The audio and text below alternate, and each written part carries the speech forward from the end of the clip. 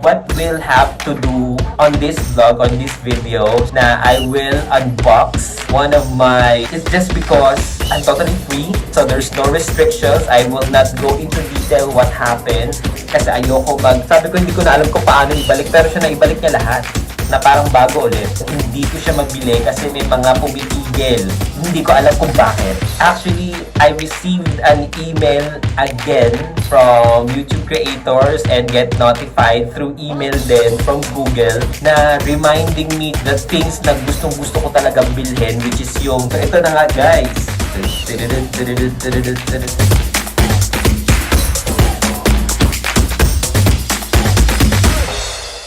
Whoop!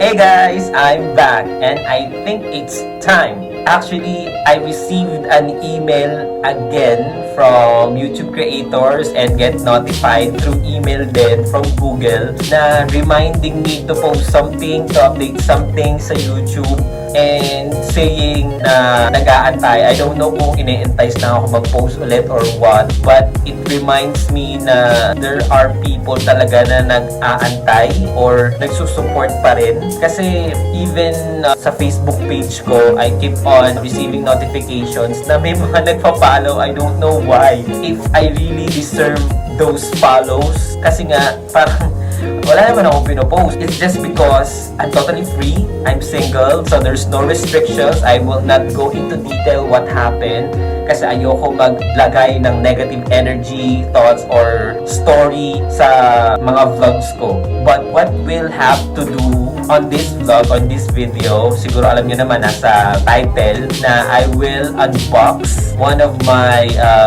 di ko masasabi kung dream, pero one of the things na gustong-gusto ko talaga bilhin, which is yung DJI Osmo Pocket 3 Creator Combo. Dati, gusto ko lang makabili ng camera na pang vlog, pero hindi ko siya mabili kasi may mga pumipigil. Hindi ko alam kung bakit. Pero since there's no restriction na sa mga gusto kong gawin and upcoming things na gusto kong ma-experience, ito yung makakasama ko. Kaya gusto kong i-share sa inyo yung unboxing ko. Kaninang tanghali, galing ako sa Green Hills, sa shop ng kinausap ko online kasi gusto ko talaga pag bumibili ako ng gadget, lalo na kung brand new, gusto ko may store kasi gusto ko talagang makita yung store para at least warranty niya kung magkaroon man ng problem or whatnot, meron akong mahahabol or mababalikan. So, eto, binili ko yung gadget or yung device, yung camera. Binili ko yung camera sa Apple of my eye PH. So, I don't usually share yung mga store na pinagbibilhan ko. Pero, dito kasi napaka-smooth ng transaction. So, check nyo na lang yung page niya sa Facebook. So, ito na nga guys.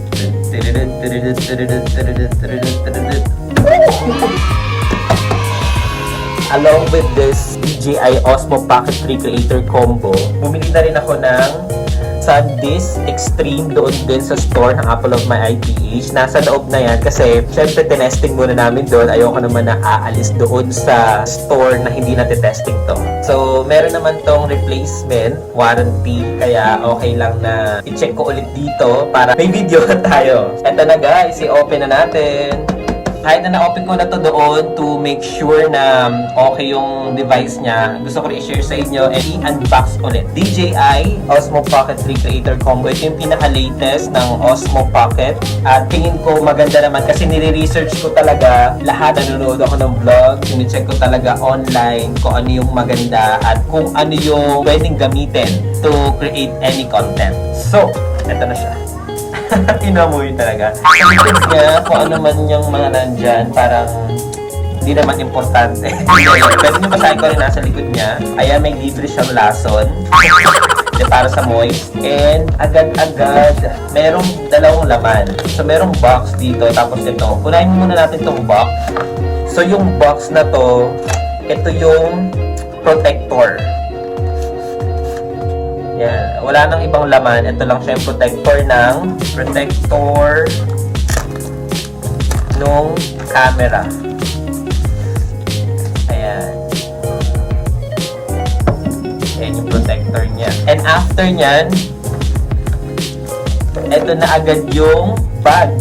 Ito na agad yung bag at laman nung pinaka-creator pack. Parang ganun, kumbaga.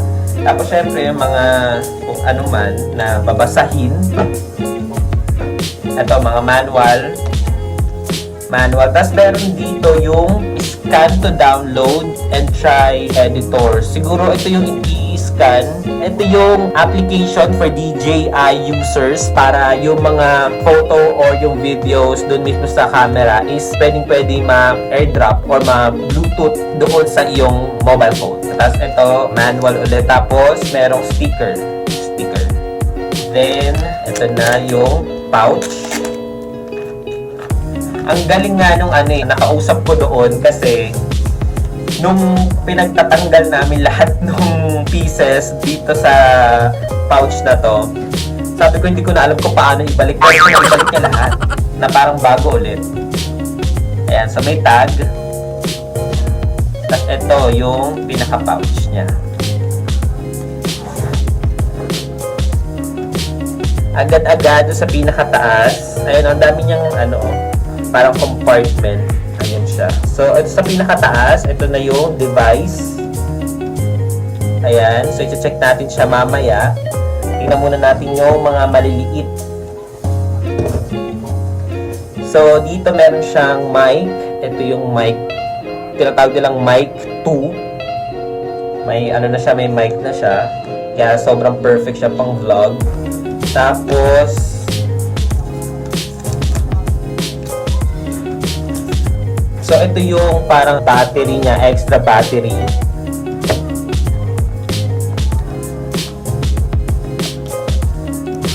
Tapos, tripod.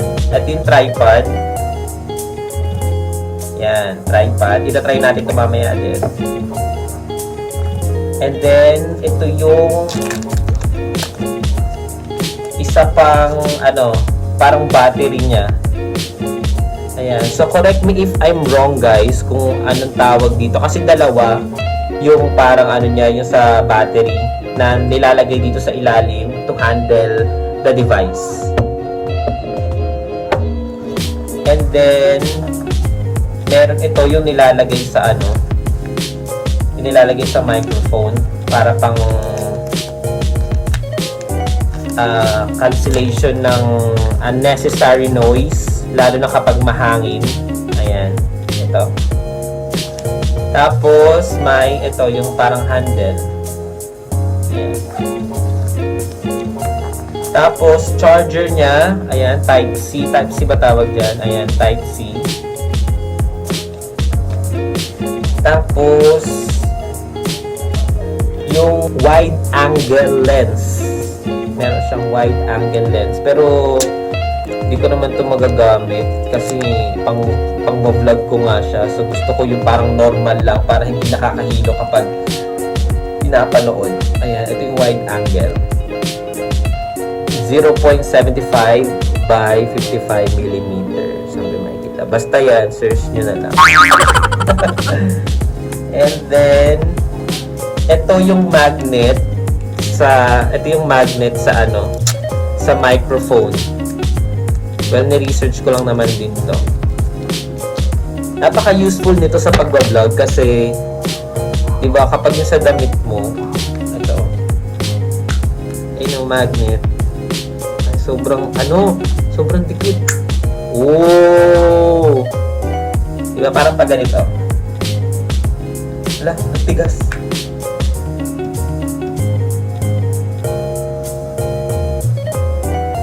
Yan. Hello, mic test.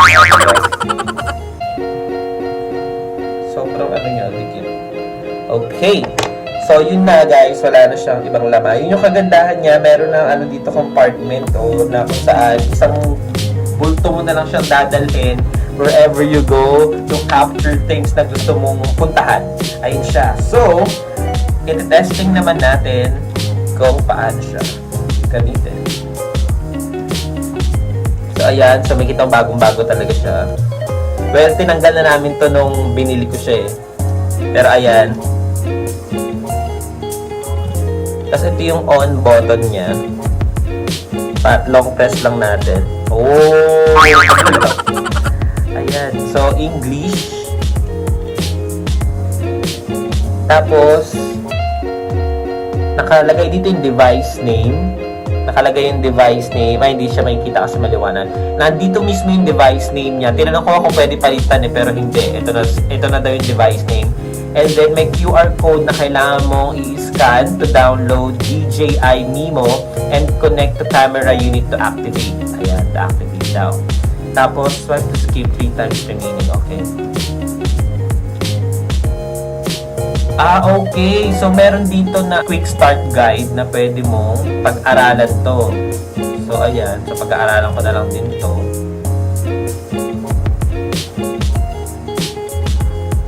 Ang galing niya, oh. Gimbal na gimbal.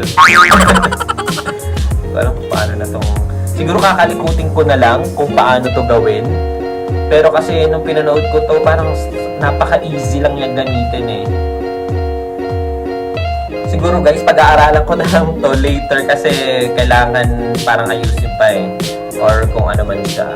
Ang pinaka-ayaw ko lang pala dito is, hindi naman sa OA, pero kasi yung lagayan niya ng SD card, walang cover. Ayun lang siya oh. Although hindi naman mahuhulog, sinabi kasi nung pinagbilan ko, okay naman daw, hindi naman mahuhulog yan. Ang iniisip ko lang, syempre kapag wala yung SD card dyan, or kahit nandiyan man yung SD card, pwede kasi siya pasukan ng dumi.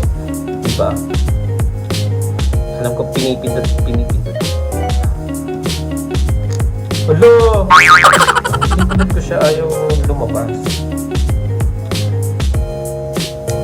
Ayun. So, ayun na, lumabas na siya. Pinipindot nga. Ayan. So, ito yung binili ko dun. 256 gig para for sure. Kasi baka gamitin natin is 4K.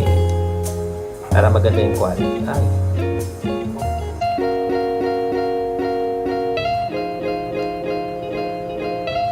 Oh. Ayaw na niya pumasok ulit sa loob.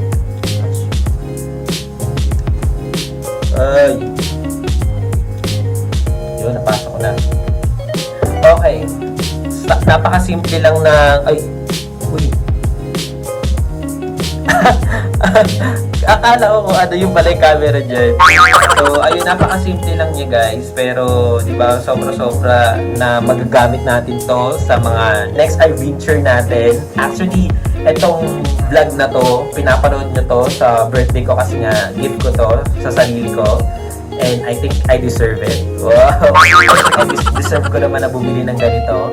And habang pinapanood nyo to, sigurado I'm preparing na pumunta na ng Thailand kasi umpisahan na natin ang pagta-travel ulit. And gusto kong umpisahan siya sa solo traveling. Diba? Na kung saan gusto ko talaga yun ma-experience kahit dati pa. Nasa bucket list ko talaga na mag-solo travel. Pakita ko lang sa inyo kung paano yun, patry pa niyo.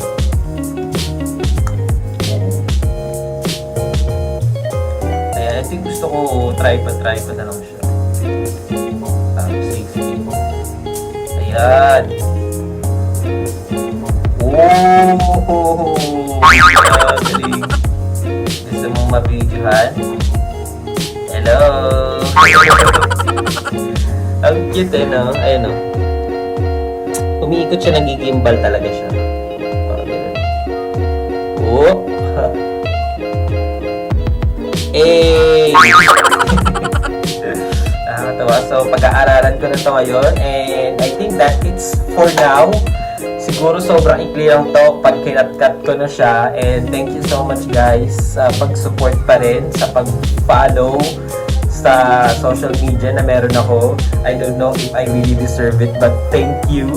And to give back, siguro mag-focus na talaga ako ng mga videos, vlogs, and all na mga gusto kong ma-experience. And gusto ko makasama kayo. This time, kayo na talaga ang pipiliin ko. Wow! Well, that is all for today. Kasi may pasok pa ako mamaya. So, I need to prepare sa pagpasok ko. And puro end. And that's the end. Bye-bye. Thank you, guys. I don't think so.